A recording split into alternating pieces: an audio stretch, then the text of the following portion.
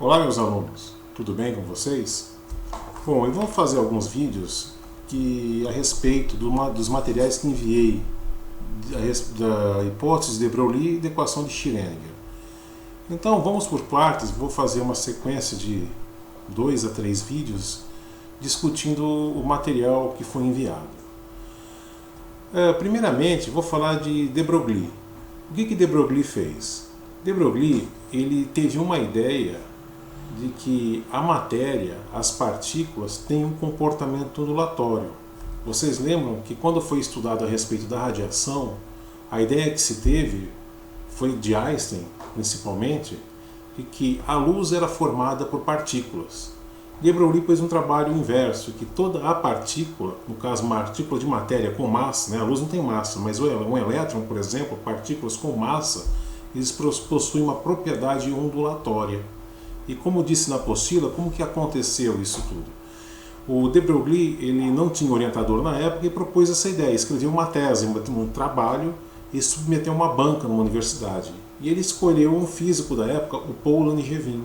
O próprio Paul Langevin, que duvidava um pouco desse trabalho, tinha algumas ressalvas ao trabalho de Broglie, pediu para Einstein, para que Einstein lesse. Einstein leu, mas ele só pôde ler depois que o de Broglie defendeu a tese, pois ele estava em viagem na época. Aí quando Einstein leu, gostou do trabalho e falou que ele lhe ergueu uma ponta importante do véu. E o Einstein então deu esse trabalho, pediu que uma cópia para o Schrödinger, para que o Schrödinger lesse esse trabalho. O Schrödinger leu e falou: isso é um lixo. Sabendo do comentário de Schrödinger, foi pedido, o Paul Langevin pediu para que Schrödinger lesse novamente. Schrödinger leu e começou a gostar do trabalho, mesmo dizendo que algumas coisas nela eram difíceis de engolir. E foi solicitado para o Schrödinger dar uma palestra, e nessa palestra foi falado, foi pedido que precisava de uma dinâmica para descrever aquele comportamento ondulatório. Aí que está alguns comentários que vamos fazer agora. O que é esse comportamento ondulatório? Bom, quando tínhamos o trabalho de Niels Bohr, do átomo de Bohr, em que um elétron orbitava um núcleo em uma órbita bem definida, a ideia de Broglie é contrária. Ele não fala de um elétron e não fala de uma órbita. Ele fala matematicamente que existe uma onda. Ele descreve todo esse comportamento do elétron orbitando um núcleo não como uma órbita, mas como uma onda. Existe uma onda ali. Não é que o elétron se transformou numa gelatina e está vibrando, não é nada disso. É apenas algo matemático, uma interpretação matemática. Uma maneira matemática de descrever isso.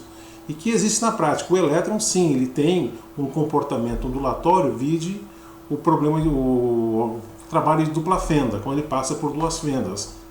Semelhante aos vídeos que eu enviei, igual aos vídeos que eu enviei para vocês. Mas a parte matemática, o de Broglie tinha essa ideia, que o elétron poderia ser descrito como uma onda estacionária, se o elétron estivesse numa órbita bem definida, no seu estado fundamental, ou em outro estado de equilíbrio, mas o elétron se comportaria como uma onda estacionária. Mas ele não descreveu como seria essa dinâmica dessa onda estacionária, as energias envolvidas, como que seria isso. Aí o Schrödinger veio e descreve através da sua equação. E nas apostilas que eu enviei para vocês, eu comecei a falar a respeito de ondas primeiro. Falei de função de onda, uma função de onda matemática, e depois fui para a função de onda na mecânica quântica. Então, a seguir, agora vou passar a fazer alguns comentários dessa onda matemática, essa função de onda que a gente trabalha na matemática. Uma y igual a uma função de x e t, uma onda de um corpo vibrando. Como que a gente descreve isso? Para mais na frente eu trabalhar com as equações. Peço desculpas a vocês, pelo nosso tempo escasso, não deu para fazer um roteiro muito bem elaborado, um vídeo muito bem feito, mas é o material que vai seguir. Um abraço a todos. Então, caros alunos, vamos falar a respeito de ondas. Matematicamente, uma onda, ela apresenta um padrão de repetição. Ela se repete no espaço ou no tempo. Ela tem uma mesma configuração, como esse desenho. Esse desenho apresenta um padrão de repetição. E fisicamente, um movimento, por exemplo, periódico, ele pode representar muito bem, pode ser muito bem ser representado por uma onda. Por exemplo, vamos pegar um pêndulo parado em sua posição de equilíbrio. Então é dado um impulso ao pêndulo e ele então começa a oscilar, atinge uma certa amplitude máxima, retorna à posição de equilíbrio, novamente, do outro lado, atinge essa sua amplitude máxima, retorna ao ponto de equilíbrio e assim continua oscilando periodicamente. Até que chega um momento que ele começa a diminuir a sua amplitude até o momento em que para, devido a forças de atrito que existem. Mas com o pêndulo, por um determinado tempo, a gente pode representar por um movimento periódico ideal. Um pêndulo que oscila com pequenas amplitudes. E matematicamente, a gente utilizando a matemática, como isso pode ser representado? Então tomemos aqui um pêndulo. Ele na sua posição de equilíbrio, parado, que nós vamos chamar de posição 1. Então, dando um impulso para ele atinge uma certa altura, uma certa amplitude, ele anda um certo ângulo, retorna à sua posição de equilíbrio novamente, continua o seu movimento para o outro lado, até atingir um certo ângulo, uma certa amplitude, e retorna à posição de equilíbrio. Esse movimento representa um ciclo.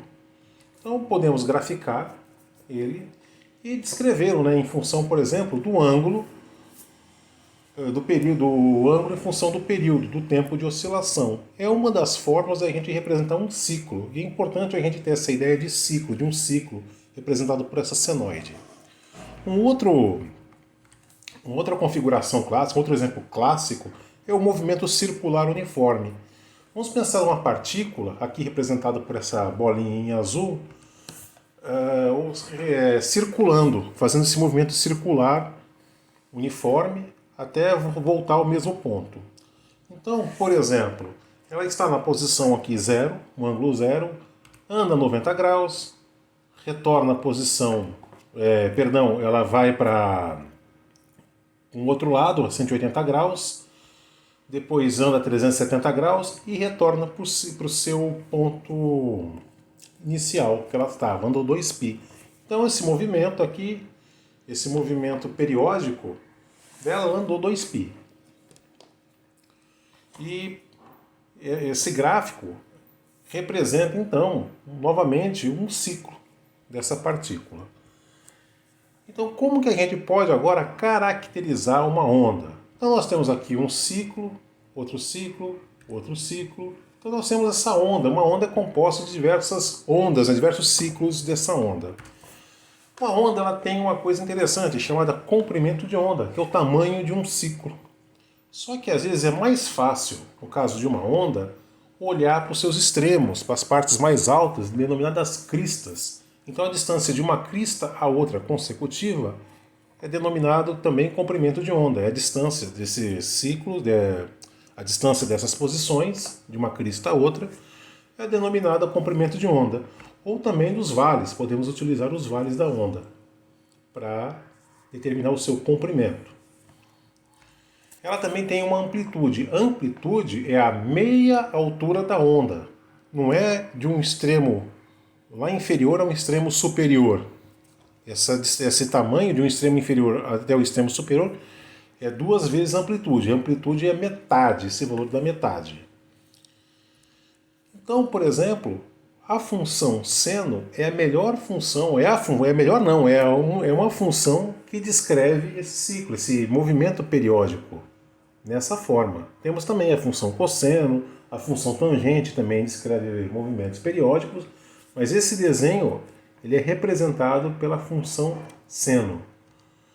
E ela tem uma amplitude, no caso aqui é 1. Se eu tivesse uma função seno com uma amplitude maior, por exemplo, uma amplitude 2, olha como que é o desenho dela. Então, ela tem o tamanho, a altura dela é o dobro. E notem que nesse caso aqui, desse desenho, nós temos duas funções seno, só que com amplitudes diferentes, mas o comprimento de onda delas é o mesmo. As duas têm um comprimento de onda de 2π. Uma outra característica, uma outra forma de caracterizar uma onda que aparece é algo chamado número de ondas, representado pela letra K. Então aqui, número de ondas, sempre nós representamos um intervalo de 2π. Então aqui nós temos uma onda representada no intervalo de 2π. Tanto é que o comprimento dela de onda também é 2π.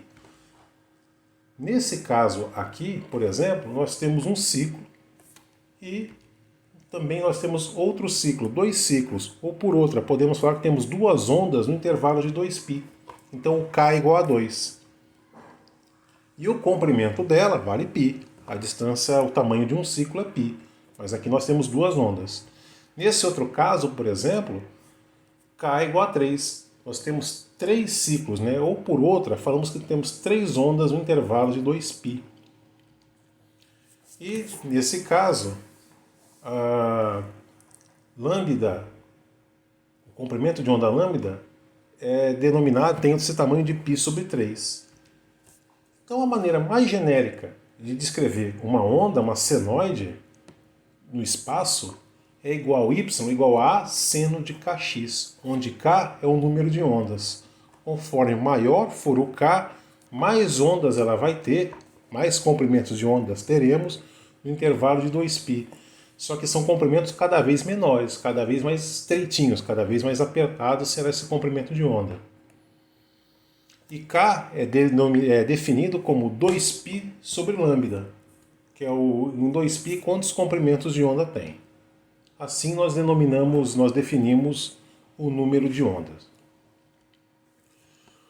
Só que a função de onda também tem funções de onda que tem sua parte temporal.